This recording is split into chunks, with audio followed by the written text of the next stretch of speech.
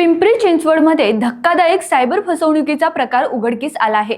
अटकेची भीती, ईडीची खोटी नोटीस आणि वरिष्ठ अधिकाऱ्यांचे नाव वापरून तब्बल 19,01,000 रुपयांची फसवणूक करण्यात आली आहे। ही घटना 29 नोव्हेंबर ते 8 डिसेंबर 2025 दरम्यान दिघी परिसरात ऑनलाईन पद्धतीने घडली। आरोपींनी मुंबई क्राईम ब्रांच मधून बोलत असल्याचे भासवले। आधार कार्डचा गैरवापर करून मनी लॉन्ड्रिंग सुरू असल्याचे सांगत ईडीची बनावट नोटीस पाठवली। यानंतर एका फोनवरून विश्वास नांगरे पाटील बोलत असल्याचे भासवण्यात आले। सुप्रीम कोर्टाच्या फंडात ठराविक रक्कम जमा केल्यास अटक थांबू असे सांगून फिर्यादीच्या वडिलांना धमकावण्यात आले।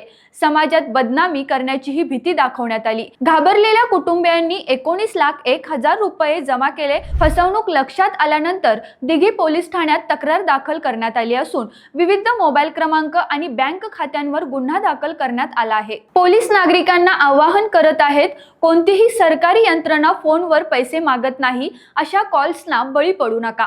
तुम्हाला काय वाटतं याबद्दल कमेंटमध्ये नक्की कळवा आणि रोकटोक महाराष्ट्र न्यूज चॅनलसाठी जर तुम्ही नवीन असाल तर सबस्क्राइब करा, लाईक करा आणि शेअर करा।